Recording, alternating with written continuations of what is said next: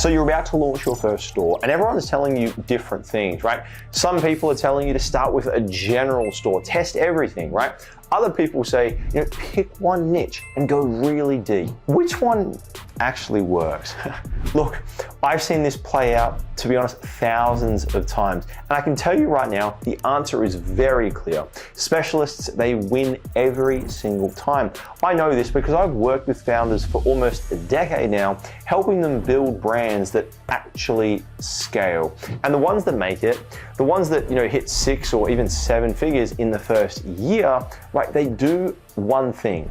And they focus, okay? So in this video, I'm gonna show you why focus is really your only competitive advantage as a beginner. And I'm also going to walk you through these 3 simple steps to pick your niche, find the problem that you're solving, and then build an offer that actually sells. So by the end, you're gonna know exactly what to focus on, how to package it, so people feel like you built this just for them. So why specialists always win? Well, the thing is, when you're starting out, you're not good at anything at all yet. I'm sorry if that bursts your bubble, but you're just not, right?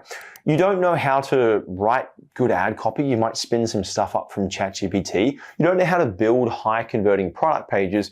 You're really just learning as you go. And the thing is, that's actually fine, but all it really means is you can't afford to take your low-level skill set and then spread it really thin. Because if you try and sell dog toys, phone cases, kitchen gadgets, beauty products all at once, you'll be, to be honest, horrible at all of them, right? Your ad creative, it won't be specific enough to stop the scroll. Your product pages, look, they're not going to speak to anybody's real pain. And your brand won't have a story that makes people want to trust you. But the thing is, the moment you niche down and you specialize, every single thing changes. You become almost like the best option for a specific group of people.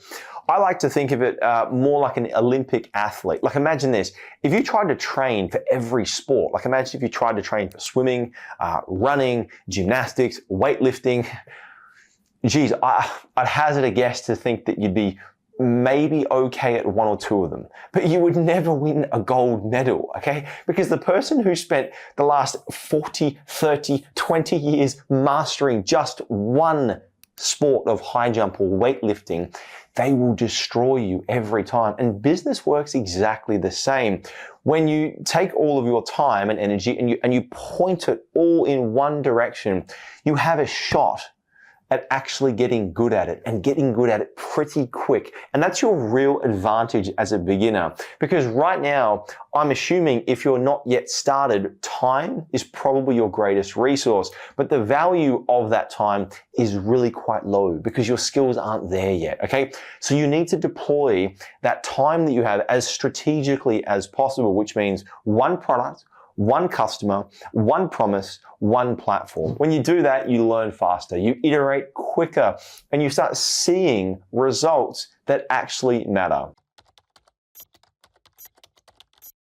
Step 1 is we need to define what we call that niche 2.0, okay? Now, most people, they think that a niche is like a category, like pet product niche, or like clothing, or like sports apparel is a niche. But that's way too broad, okay? That's what we call a niche 1.0. And the problem is it's not actually specific enough. A niche 0.0 is when you go one layer deeper. You're not just selling to dog owners, as an example. You're selling to dog owners who have separation anxiety, or even better yet, you're selling to dash hounds that have separation anxiety, okay? You're not just selling fitness gear. You're selling to new moms who want to work out without expensive home equipment. You see the difference? The moment you add the second layer, your messaging becomes crystal clear because now you know exactly who you're talking to and you also know how to talk to them. Now, the framework for this is really quite simple. You want to start with a broad category that you either care about or maybe you understand. Maybe you've worked in this category for, some years in the past, and then ask yourself, what is the specific subcategory inside of this niche that has a painful, urgent problem? Let's say, for example, you're interested in the pet niche, right? Let's say that's your niche 1.0. Now we go a little bit deeper. What specific type of pet owner has a problem that keeps them up at night, right? You could focus on, dog owners whose, dogs have anxiety, or cat owners who travel a lot and worry about, their cats being alone, or maybe pet owners with older animals that need special type of care. So pick one, all right? And the more specific you get, the easier everything becomes, right? Now, the one blocker here, you must let go of the fear of not targeting everybody. Step number 2 is map the single painful problem. So once you've got that niche 2.0 identified, you need to then identify the one problem that's causing them the most pain, okay? Because when you try and solve way too many problems all at once, number one, your offer is confusing, and number two, your customers will sit there and be like, is that for me?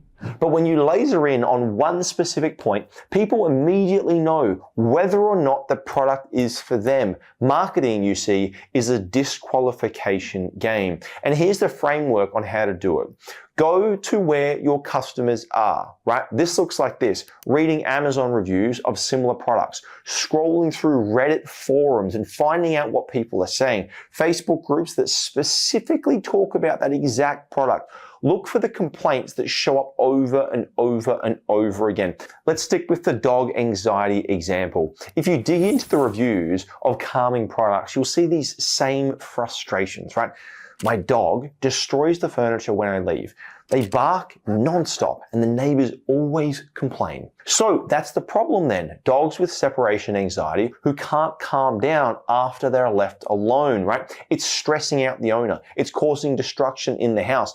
And people are desperately looking for a situation. So now you have clarity, right? You're not solving every product for every dog and trying to fix the chew toys and trying to fix the pooping.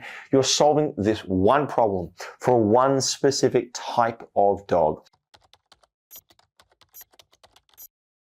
Now, step number 3, this is where it all starts to get fun. You package a clear before and after promise. So now that you have your niche and you have your problem, the final step is to craft a promise that shows the transformation your product actually delivers. Now, the thing is, this is where most people mess up entirely. They talk about features, they talk about benefits, they talk about widgets, right? Made with premium materials, comes with 3 colors, machine wash. Nobody cares about the features. They care about the result of those features. This is critically important. And so your promise needs to paint a picture of life before your product, right? And then after your product. That transformation is what your product sells. So think about what life looks like for that customer right now. Right now, what are they struggling with, right? What's frustrating them every single day? They wake up and they think, what is that thing? For the dog anxiety niche, for instance, the before state might look like this. The owner coming home to chewed furniture, the corners of the couch are chewed, maybe the corners of the rug are chewed, constant barking complaints, the neighbors knocking on the door saying, could you just get that dog to shut up, right? Guilt about leaving the dog alone, and then stress every single time they walk out the door. Maybe they're checking it on those little doggy cameras. Now flip that around. What does life look like after they use the product? They come home to a calm and relaxed dog. No more destruction, no more guilt. They get to save money on having to not replace furniture.